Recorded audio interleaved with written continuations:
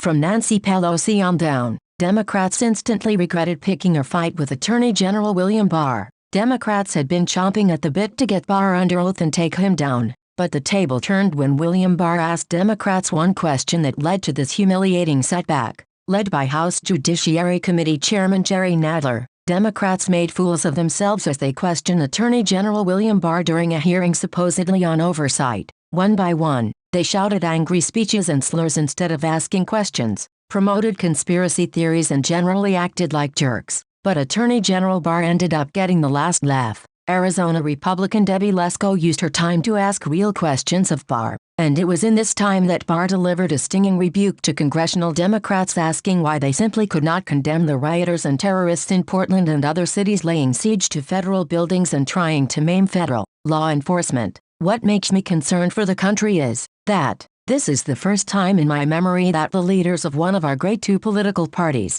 the Democratic Party, are not coming out and condemning mob violence and the attack on federal courts. Barr said, "Why can't we just say, violence against federal courts has to stop? Could we hear something like that?" Barr asked Congress. Barr had to ask this question because House Judiciary Committee Chairman Jerry Nadler claimed that Antifa violence in Portland was a myth. "That's a myth that's being spread only in Washington, D.C., Nadler said. Nadler was not the only Democrat with their head in the sand. Last week, former Vice President Joe Biden released a statement about the mayhem in Portland where he failed to condemn the violent rioters and instead blamed President Trump and federal law enforcement for the carnage. Biden wrote, "We have a president who is determined to sow chaos and division, to make matters worse instead of better." We all remember the appalling scenes in front of the White House, when peaceful protesters were gassed to make way for a Trump photo op. Now Homeland Security agents, without a clearly defined mandate or authority, are ranging far from federal property, stripped of badges and insignia and identifying markings,